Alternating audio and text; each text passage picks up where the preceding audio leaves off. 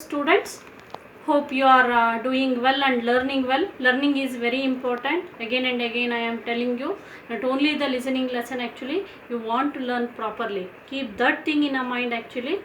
So hope you will utilize these lessons very properly. We will not repeat you again these lessons. You want to compulsory watch these lessons and want to learn that day lesson that day only. Don't show the laziness in that.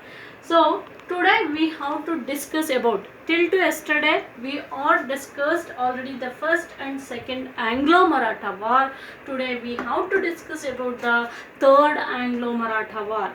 This third Anglo-Maratha war, yesterday only I told you Anglo nothing but in one troop there will be the English, okay, and also in another troop, actually here also already the internal war takes place between the Marathas family. There are the 5 Maratha families. Let us recall again which are those. That is, one is Peshwa and Sindhia, Holkar, Gayakwad or Gayakwar, both the same are same, Gayakwad or Gayakwar, anything we can call. And the last one, that is the Bhonsle, So among these families, okay, among the Maratha families, so this war took place. Which war? That is the third Anglo-Maratha war. Keep in mind, okay. Maratha war took place between the English, Sindhia, Holkar, Gayakwar, Bhonsle and the Peshwa actually. So here also the causes. What are the causes for the third Anglo-Maratha war? Causes also known as reasons. There are the two similar meaning word for the causes. One is reason and another one is causes actually. So what were the causes for the third Anglo-Maratha war? One is dissatisfaction among the Maratha rulers. If they are uniting together, actually nobody will defeated. I think you know about that. Unity is having a more strength, right? Is it? But they are not uniting each other. Okay, some of them are helped for the British internally only, and some of them are quarreling each other. Actually, everyone want to look after that, capture the other kingdoms of the Maratha family. Okay, so that is the main causes actually. What is that? One is called dissatisfaction. Okay, externally if they are a brother, if they are showing a brotherhood also, but internally they are showing the dissatisfaction among themselves. And the second one, the Bajirao, Peshwa family king, that is Bajirao II. Yesterday only I told you. So he was also called as a second Shivaji second in Maratha kingdom actually. Why he was called like that? Because he was very brave. Bajirao II was a very brave. So actually the real ruler was Sahu. Sahu was the Sambhaji grandson actually. Sahu was the Shivaji grandson and Sambhaji son actually. So this Bajirao II, he attacked the British residency, that is Pune. Residency in the sense British having the trading center, and British officer, particularly British officer residing in that center, who is called as a superior officer, whether it is a governor or the governor general, he was residing at that center. Though that center was captured by whom? Not captured, was attacked by the Bajirao II. Okay, Bajirao II attacked the Pune residency and burnt it down. That residential area or residential place, what is there, where the superior officer living, British superior officer, that place burnt by whom? Bajirao II.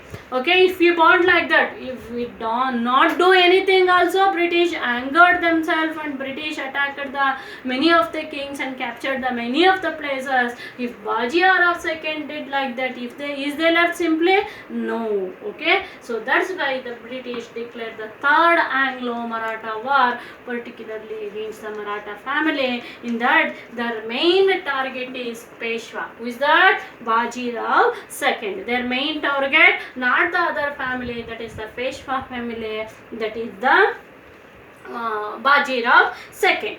So let us know the effects. What are the effects of the Third Anglo-Maratha War? So in that effects, the British, okay, obviously the British are very strong actually. So that British won the war and they abolished the Peshwa post. They abolished the Peshwa post. British were very strong and they won the war in the Third Anglo-Maratha War and they abolished the Peshwa post. I told you already, the Maratha kings are called as Peshwa. Clear? Who was that Peshwa actually? Bajirao II. If Bajirao II has won actually, so they has removed the Bajirao II from the Peshwa post and they completely abolished the Peshwa post only. I mean, there is no king for the Maratha family. Okay, they completely abolished the Peshwa post and they sidelined the Bajirao II, and they granted the pension for the Bajirao II. They started to granted the pension for a name, not for a name also not. So for the authority also, he was not a king. Who? Bajirao II. They are giving a retirement from the Peshwa post and they started to give the pension for him. Okay. So by this war only the Peshwa post, king ruling only not there. By this war actually the whole Maratha power came to an end. Okay, the whole Maratha power came to an end.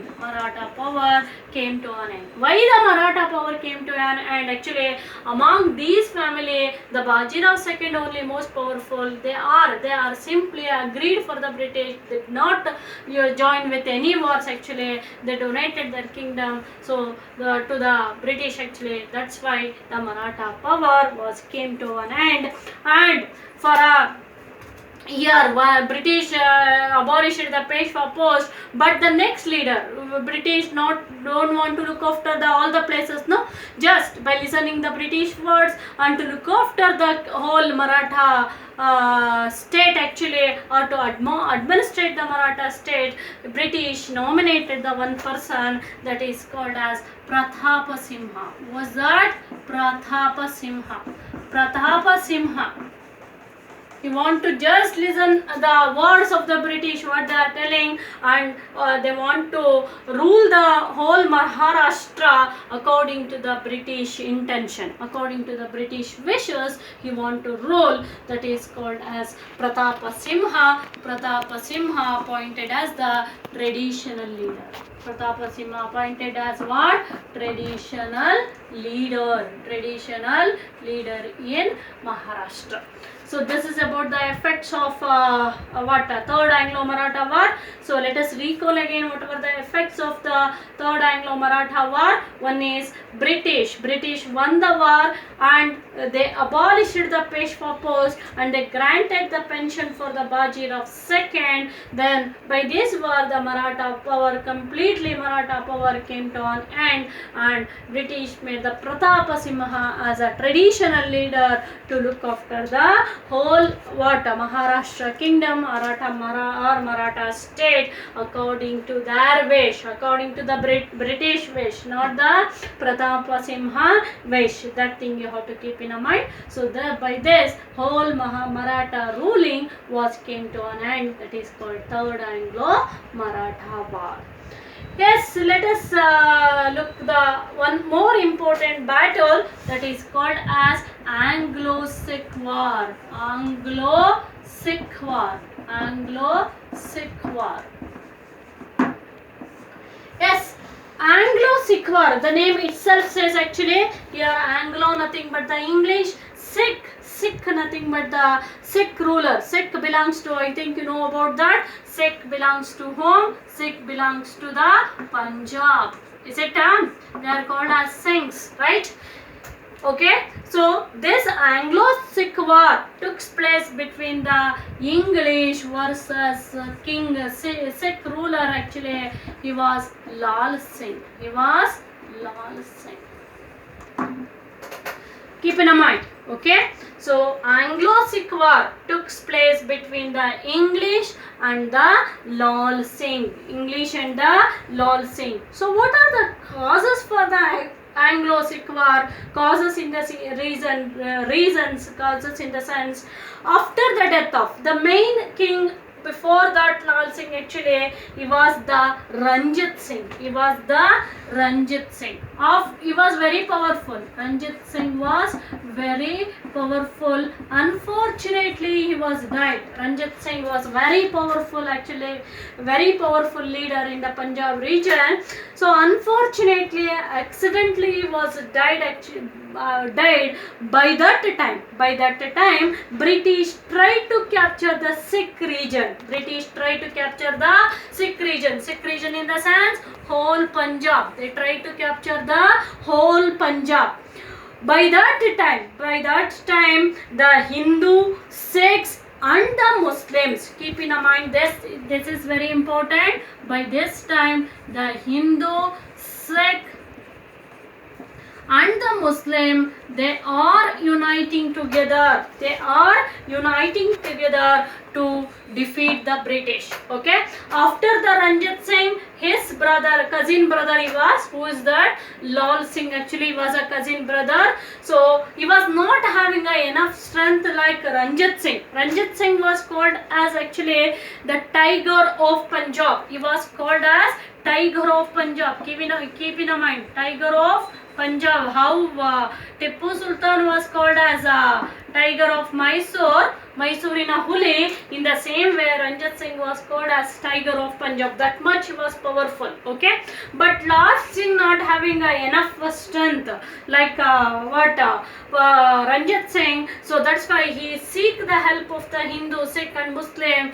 So they are showing the unity actually to protect the Punjab from the British hand. So Hindu, Sikh and the Muslim unite together and started to revolt against, or started to struggle against the, declared against the war against the English. Okay, so these were the causes. After the death of Ranjit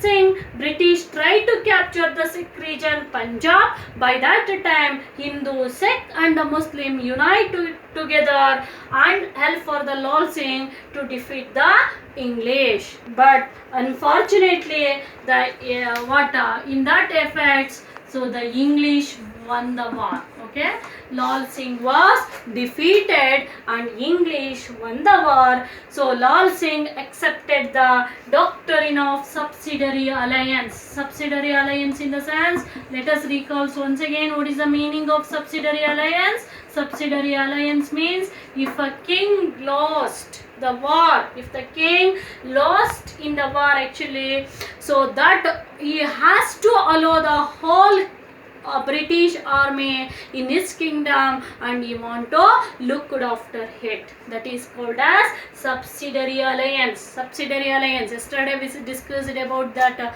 subsidiary alliance and its condition. So here Lal Singh was defeated and he want to accepted the subsidiary alliance forcefully, and this war was ended with the main treaty that is called Lahore Treaty. Lahore, where it is Lahore? It is in Pakistan now, but previously it is in India only. Clear? Huh? So this Anglo-Sikh war was ended with the Treaty of Lahore. That is very important actually, and these are the effects of Anglo-Sikh war. Let us recall the effects again. Lal Singh was defeated and he accepted forcefully the subsidiary alliance, and this war was ended with the Lahore Treaty. Okay. Yes, yesterday only I told you British used the doctrine of lapse as the political weapon, right? Is it? Yesterday only I told you. So British used the doctrine of lapse as the political weapon. Political weapon. So in this, So what is mean by doctrine of lapse? If the king doesn't have any heirs, HEIR hair, not it is what HEIR hair. HEIR means not having any son. Okay, if the king not having any son, the whole kingdom has goes to the control of British automatically without any agreements or without any war. That is called as the doctrine of lapse. Actually, British used that as a political weapon, and they merged by this policy only. They merged the many places like Satara, Nagpur, Sambhalpur, Jhansi, Jaipur, etc. And by that actually that has become, okay, that has become one of the political weapon for the British actually to occupy the whole India, almost, keep remember, almost 60% of the India has captured by this policy only. Which policy it is? That is the doctrine of lapse policy. Keep in mind, very important, those are all doctrine of lapse, conditions of subsidiary alliance, then the wars, I mean first Anglo, second Anglo, third Anglo-Maratha war, those are all very important. Okay, so till up to this the lesson was ended. In the next class we have to continue with the third lesson, that is impact of British rule in India. So you want keep learning this, that day lesson that day only want to learn, and try to complete the classwork. Thank you.